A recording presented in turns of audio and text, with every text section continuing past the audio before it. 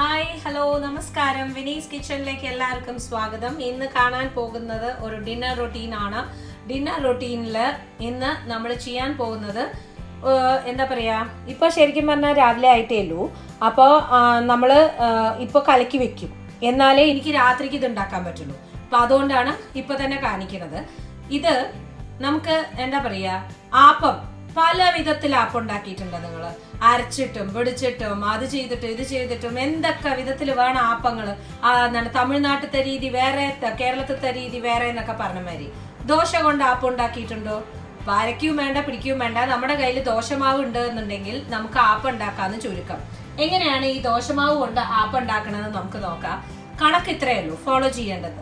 ഒരു 2 ഗ്ലാസ് ദോശമാവ്, 2 കപ്പ് ദോശമാവാണ് ഞാനിവിടെ എടുത്തിരിക്കുന്നത്. നോർമൽ നമ്മുടെ ദോശമാവ് അരച്ച് പുളിച്ച് ഉള്ള ദോശമാവ്. ഇതുകൊണ്ട് ഇപ്പൊ എനിക്ക് ദോശ ഉണ്ടാക്കാം, അതുപോലുള്ള ദോശമാവ്.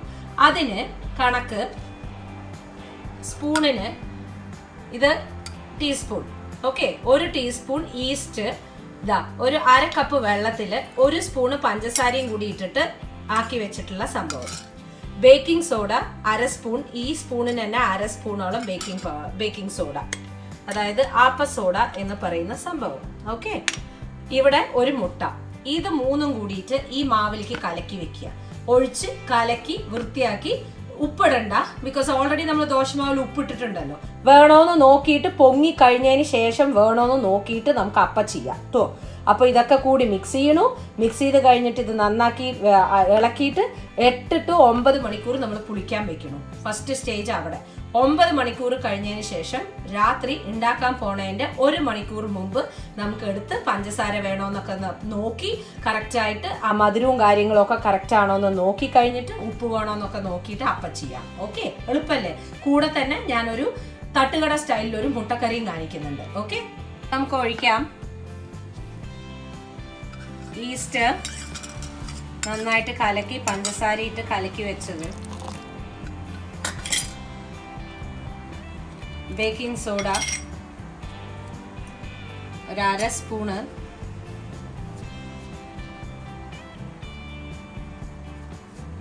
ഓക്കെ,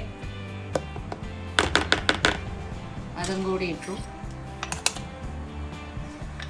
മുട്ട,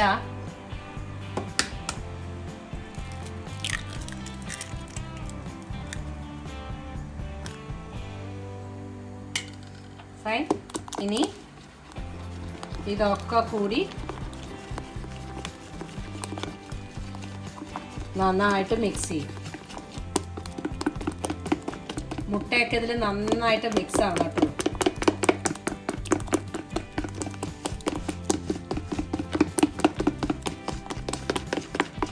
മാവിന് ഇപ്പൊ തന്നെ ആപ്പമാവിൻ്റെ ഒരു ഫീലാണ്, പക്ഷെ ഒന്നും ആയിട്ടില്ലേ, പൊങ്ങണ്ടേ.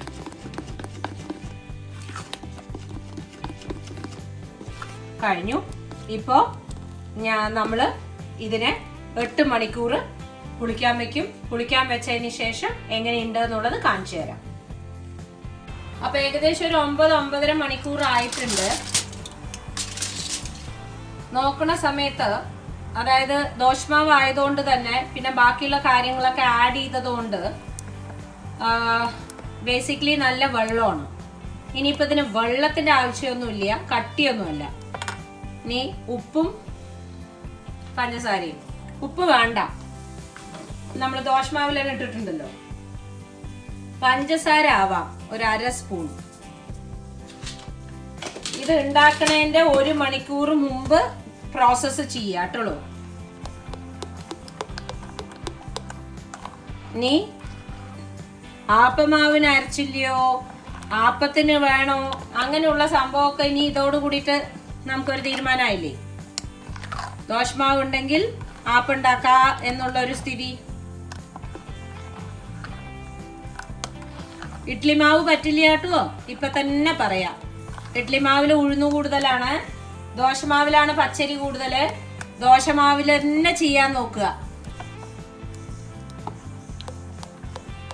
ഇഡ്ലി മാവ് കട്ടി കൂടുതലാണ്. ഓക്കെ, പാകത്തിനായിട്ടുണ്ട്. പെർഫെക്റ്റ് മധുരം. അവിടെ ഇരിക്കട്ടെ, ഒരു 10 മിനിറ്റ് അവിടെ ഇരിക്കട്ടെ. ഇരുന്നിട്ട് എങ്ങനെയാണ് ഇന്ന് കാണിച്ചു തരാം. അപ്പോഴേക്കും മുട്ട വേവിക്കാൻ വെച്ചിട്ടുണ്ട്. അത് കഴിഞ്ഞ് മുട്ടക്കറിക്കുള്ളത് ഞാൻ കാണിച്ചു തരാം. അപ്പൊ ഒരു തട്ടുകട സ്റ്റൈലിൽ മുട്ടക്കറി ഉണ്ടാക്കണമെന്ന് പറഞ്ഞില്ലേ, 7 മുട്ടയാണ് എടുത്തിരിക്കുന്നത്. ഇനി തൊലിയൊന്നും കളഞ്ഞിട്ടില്ല, ചൂടാണ്. അപ്പൊ വെള്ളത്തിൽ പച്ചവെള്ളത്തിൽ ഇട്ട് വെച്ചിരിക്കുന്നത്. 7 മുട്ടയ്ക്ക് ഇവിടെ 4 സവാള ഇതുപോലെ ആക്കി വെച്ചിട്ടുണ്ട്, 2 പച്ചമുളക് മുറിച്ച് വെച്ചിട്ടുണ്ട്, കുറച്ച് കരിവേപ്പില വേണം. ഇപ്പുറത്ത് മസാലയാണ്. ആ മസാല എന്ന് നോക്കണമെന്നുണ്ടെങ്കിൽ 2 സ്പൂണ് മുളക് പൊടി, 1/2 സ്പൂണ് ഗരം മസാല, 1/2 സ്പൂണ് കുരുമുളക് പൊടി, 1/2 സ്പൂണ് മല്ലിപ്പൊടി. ഇതാണ് മസാല നമ്മൾ ഉപയോഗിക്കാൻ പോണത്. ഇനിയിപ്പോ ഇവിടെ 2 സ്പൂണ് വെളിച്ചെണ്ണ ഒഴിച്ചിട്ടുണ്ട്. ഈ വെളിച്ചെണ്ണയിലേക്ക്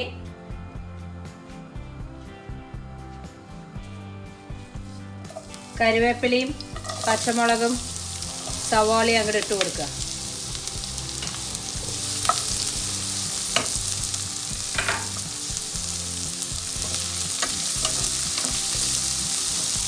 മുട്ടയിൽ ഉപ്പിടാണ്ടാണ് വേവിച്ചിരിക്കുന്നത്. അതുകൊണ്ട് ഈ സവാളയിൽ ഞാനിപ്പോൾ കറിക്ക് വേണ്ട ഉപ്പിടും. എന്നിട്ട് ഈ സവാള അങ്ങോട്ട് ബ്രൗൺ കളർ ആവണം, ശരിക്കും ബ്രൗൺ കളർ ആവണം. എന്നാൽ മാത്രമേ ആ കറിക്ക് ആ തട്ടുകടയുടെ രുചി കിട്ടുള്ളൂ.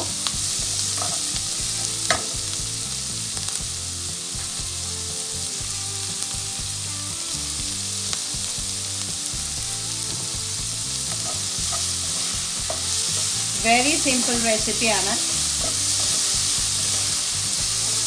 ഇഞ്ചി വെളുത്തുള്ളിയോ അങ്ങനെ ഒന്നും തന്നെ ഇല്ല. ഈ തട്ടിക്കൂട്ടൽ പരിപാടിയാണല്ലോ, എന്താ പറയുക, കുറേ ക്വാണ്ടിറ്റി ആയിട്ടുള്ള രീതിയിലാണല്ലോ ഈ തട്ടുകടയിലൊക്കെ ചിലവാവുക. അവർ ഈ ഒരുപാട് സാധനങ്ങളൊന്നും ഇട്ടിട്ട് കോംപ്ലിക്കേറ്റഡ് ആക്കില്ല. പിന്നെ ഈ സവാള ലിറ്ററലി ബ്രൗൺ കളർ ആവണവരെയും നമുക്ക് വെയിറ്റ് ചെയ്തേ പറ്റൂ. അപ്പോൾ ബ്രൗൺ കളറായിട്ട് കാണിച്ചു തരാം. നല്ല ബ്രൗൺ കളർ ആയിട്ടുണ്ട്. ഈ ഒരു സ്റ്റേജിൽ നമുക്ക് നമ്മുടെ എടുത്തു വെച്ചിരിക്കുന്ന മസാലയില്ലേ, അതിലേക്ക് ഒരു 1/2 കപ്പ് വെള്ളം ഒഴിക്കാം. എന്നിട്ട് ഈ മസാല ഒന്ന് അങ്ങോട്ട് മിക്സ് ചെയ്യാം.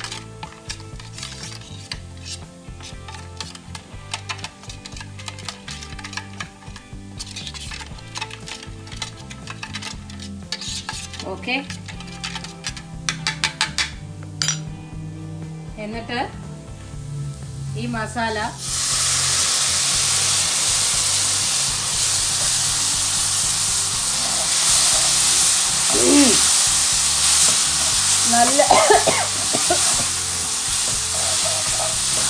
നല്ല കാരം തോന്നും, കുഴപ്പമില്ല. അതാ ബ്രൗൺ കളറായ മസാലയിലേക്ക്, ഉള്ളിയിലേക്ക് ഈ മസാല തട്ടുമ്പോൾ ഉണ്ടാവുന്ന ആ ഒരു ഇതാണ്. ഇത് നന്നായിട്ട് ഇളക്കിയിട്ട് ഇതിൻ്റെ പച്ചമണം പോണം.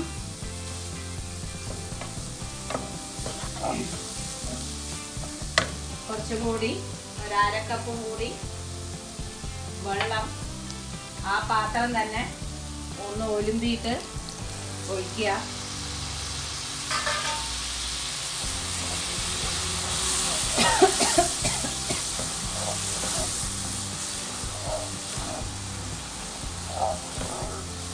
നന്നായിട്ട് ഇളക്കിയിട്ട് യോജിപ്പിക്കുക. ഇതൊരു കിട്ടു മുട്ടക്കറി കേട്ടോ. ആ കളർ തന്നെ കണ്ടില്ലേ, ആ ഉള്ളി മൂപ്പിച്ചതിൻ്റെയും ഒരു വേറെ തക്കാളി ഇഞ്ചി വെളുത്തുള്ളി ഒന്നുമില്ല, ഇത് മാത്രമേ ഉള്ളൂ. ഇനിയില്ലേ ഇതിലേക്ക് തേങ്ങാപ്പാല് ഞാൻ ടിന്നാണ് യൂസ് ചെയ്യണത്. നിങ്ങളുടെ അടുത്ത് പൊടി ഉണ്ടെങ്കിൽ പൊടി ഇട്ടോളൂ, പക്ഷെ തിക്കായിരിക്കണം. 1 ടിന്ന് തേങ്ങാപ്പാൽ.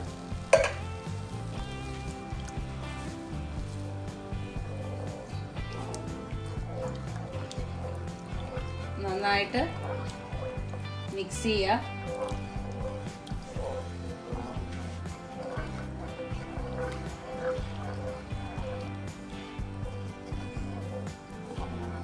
ഇനി നിങ്ങൾ ശരിക്കുള്ള തേങ്ങാപ്പാലാണ് ഉപയോഗിക്കണമെന്നുണ്ടെന്നുണ്ടെങ്കിൽ ഒരു കാര്യം ചെയ്താൽ മതി. നല്ലോണം വെള്ളത്തിൽ ഇതിനെ മൂപ്പിച്ചിട്ട് വെള്ളത്തിൽ ഇതിനെ നന്നായിട്ട് സോഫ്റ്റ് ആക്കിയിട്ട് ലാസ്റ്റായിട്ട് തേങ്ങാപ്പാൽ ഒഴിച്ചാൽ മതി.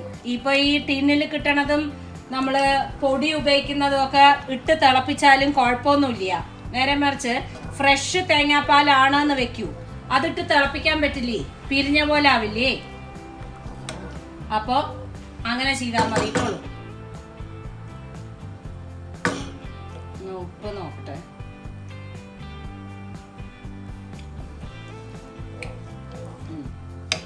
ഉണ്ട്, എന്നാലും വേണമെങ്കിൽ ആവാം.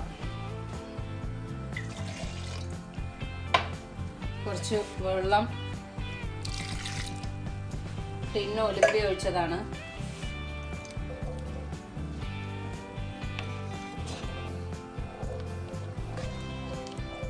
ദോശമാവിൽ ഉപ്പുണ്ട്, ഉപ്പിന്റെ ആവശ്യമില്ല. ഇനി ഒരു 2 നുള്ള് പഞ്ചസാര ബാലൻസ് ചെയ്യാൻ വേണ്ടിയിട്ടാണ്. എരിവേ നല്ല മുട്ടക്കറി കേട്ടോളൂ. ഇനി ആപ്പത്തിന് തന്നെ വേണമെന്നൊന്നും നിർബന്ധമൊന്നുമില്ല. ഇടിയാപ്പത്തിന്റെ കൂടി നെയ്ച്ചോറിന്റെ കൂടെ ഒക്കെ സൂപ്പറായിരിക്കും.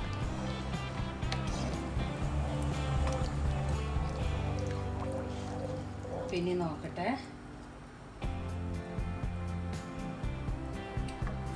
പെർഫെക്റ്റ്.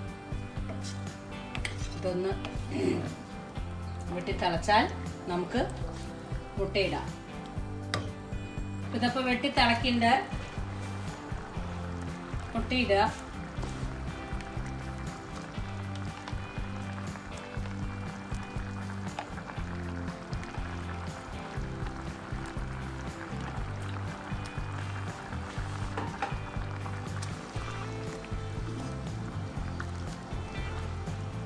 ഈ പരന്ന പാത്രത്തിൽ വെച്ചതുകൊണ്ടാണ് മുട്ട കുറച്ചും ഗ്രേവി കുറയുമായിട്ട് കാണുന്നത്. ഒരു കുറുകിയ പാത്രമാണെന്നുണ്ടെങ്കിൽ കറക്റ്റായി ഉണ്ടാവും. പക്ഷെ കയ്യിലിത് കിട്ടിയിടും. ഇനി ഇതൊന്ന് അടച്ചു വെച്ചിട്ട് ഒരു 5 മിനിറ്റ് ഇങ്ങനെ കിടക്കട്ടെ. അത് കഴിഞ്ഞിട്ട് കാണിച്ചു തരാം.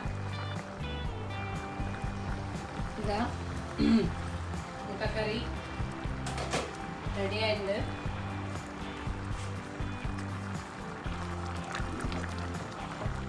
ഫ്രഷ് തേങ്ങാപ്പാൽ ഉപയോഗിക്കണവര് റെഡി ആവണതിൻ്റെ തൊട്ട് മുമ്പ് തേങ്ങാപ്പാൽ ഒഴിച്ചാൽ മതി. അല്ലെങ്കിലൊക്കെ ഇപ്പം എല്ലാവരുടെയും കോക്കനട്ട് മിൽക്ക് പൗഡറും ഒക്കെ കിട്ടുന്നുണ്ട്. ഫ്രഷായിട്ട് വേണമെന്ന് തോന്നുകയാണെങ്കിൽ ചെയ്തോളൂ, കുഴപ്പമൊന്നുമില്ല. ഓക്കെ, ഈ ഒരു ഗ്രേവി വേണം. എന്താ കാര്യം എന്ന് വെച്ചാൽ ഞങ്ങളിവിടെ ആപ്പത്തിന് ഇത്തിരി കോരി ഒഴിച്ച് കഴിക്കുന്ന ആൾക്കാരാണ്. പിന്നെ ബാക്കി ഉണ്ടെങ്കിൽ നാളെ രാവിലേക്കുമായി.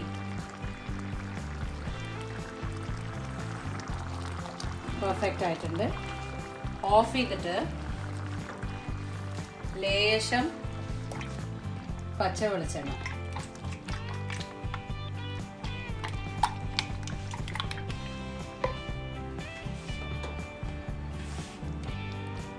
അത്രേ ഉള്ളൂ.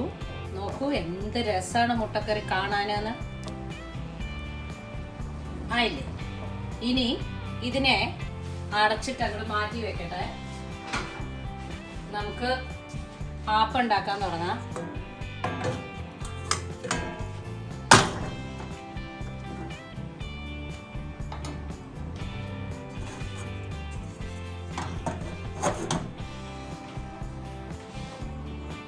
ഇതവിടെ ഇരിക്കട്ടെ.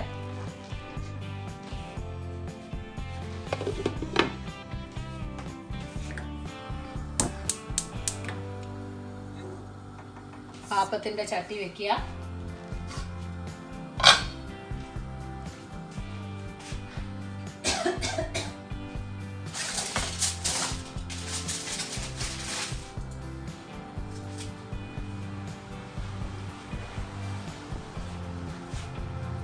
മാവ് കറക്റ്റ് ആയിട്ടുണ്ട്.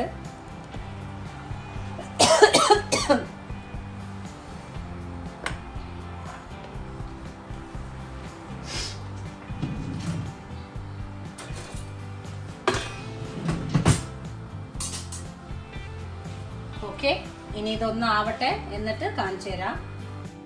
അപ്പൊ ഇതാ ഒഴിക്കാൻ പോണു. ഒരു 1.5 സ്പൂൺ ഒഴിച്ചിട്ടുണ്ട്.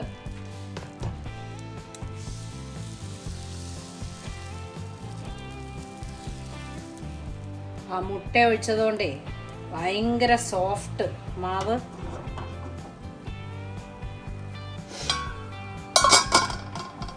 തീ കൂട്ടി വെച്ചിട്ട് ഇനി ഇതായിട്ട് എടുക്കുമ്പോൾ കാണിച്ചു തരാം. പിന്നെ തുറന്ന് നോക്കുക. നോക്കൂ എന്ത് രസമായിട്ടാ അപ്പം ആവണേന്ന്. നടുവിൽ നിങ്ങൾക്ക് കുറച്ചും കൂടി വേണമെന്നുണ്ടെന്നുണ്ടെങ്കിൽ ഒഴിച്ചോളൂ, കുഴപ്പമൊന്നുമില്ല. ഇവിടെ ഇങ്ങനെ നടുവിൽ അപ്പം സംഭവം ഉള്ളത് അത്രയ്ക്ക് ഇഷ്ടമല്ല. അടുത്തത് വേണമെങ്കിൽ ഞാൻ അങ്ങനെ ഒഴിച്ച് കാണിച്ചു തരാം കേട്ടോ. ഒന്ന് വെയിറ്റ് ചെയ്യുക, ആ സൈഡൊക്കെ ഒന്ന് മൊരിയാൻ വേണ്ടിയിട്ടേ. നല്ല സോഫ്റ്റാണ് അപ്പം. ആ മുട്ടയൊക്കെ തട്ടിയതുകൊണ്ട് മാവ് നല്ല സോഫ്റ്റാണ്. ഓക്കെ,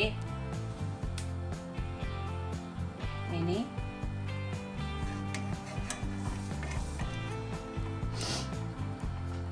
നല്ല മൊരിഞ്ഞ് കിട്ടാൻ വേണ്ടിയിട്ടാണ്, സൈഡൊക്കെ മൊരിഞ്ഞ് നടുവിൽ സോഫ്റ്റ് ആയിട്ട് കിട്ടാൻ വേണ്ടിയിട്ടാണ് വെയിറ്റ് ചെയ്യുന്നത്.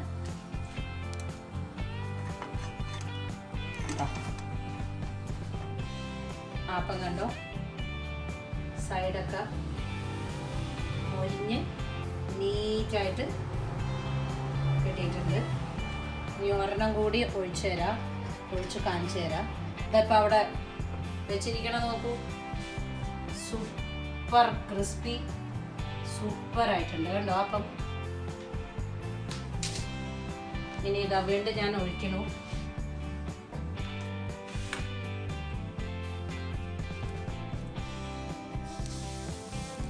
മാവ് ഒഴിക്കുമ്പോൾ എപ്പോഴും സിമ്മാക്കി വെക്കുക.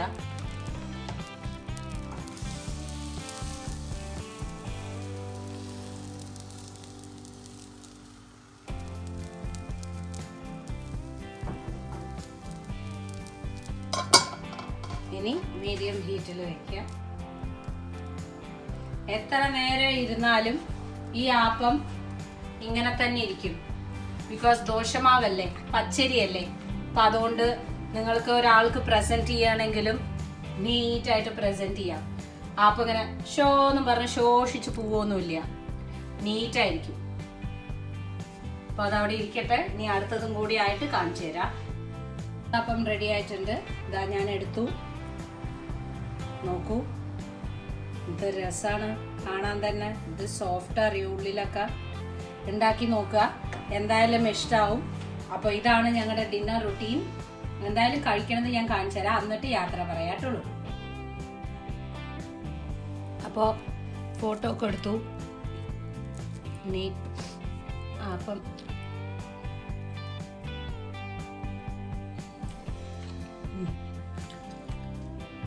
എന്താ രുചി. ഈ പാർട്ടൊക്കെ സൂപ്പർ സോഫ്റ്റ്. സൈഡ് ഇങ്ങനെയാണെങ്കിൽ മുട്ടക്കറി അടിപൊളി, ബാങ് ഓൺ. ഈ നടുവത്തെ പാർട്ട് നോക്കൂ, ദോശമാവാണ് പറയാൻ. എന്താ സോഫ്റ്റ് നോക്കൂ, ഉണ്ടോ, പഞ്ഞി പോലെ. ബിക്കോസ് ആ മുട്ടയൊക്കെ തട്ടിയതുകൊണ്ടേ എന്തായാലും പൊളിച്ചു. അപ്പോൾ സമാധാനമായിട്ട് കഴിക്കട്ടെ. നിങ്ങൾ ഉണ്ടാക്കി നോക്കുക, ഇഷ്ടമാവും, എന്തായാലും ഇഷ്ടമാവും. അപ്പോൾ വിനീസ് കിച്ചൺ ലൈക്ക് ചെയ്യാനും സബ്സ്ക്രൈബ് ചെയ്യാനും ഷെയർ ചെയ്യാനും മറക്കരുത്. ഇത് എൻ്റെ ഡിന്നർ റുട്ടീനായിരുന്നു. നിങ്ങളും ഉണ്ടാക്കി നോക്കുക. അപ്പോൾ വേറെ റെസിപ്പിയുമായി കാണാം. Till then take care and by.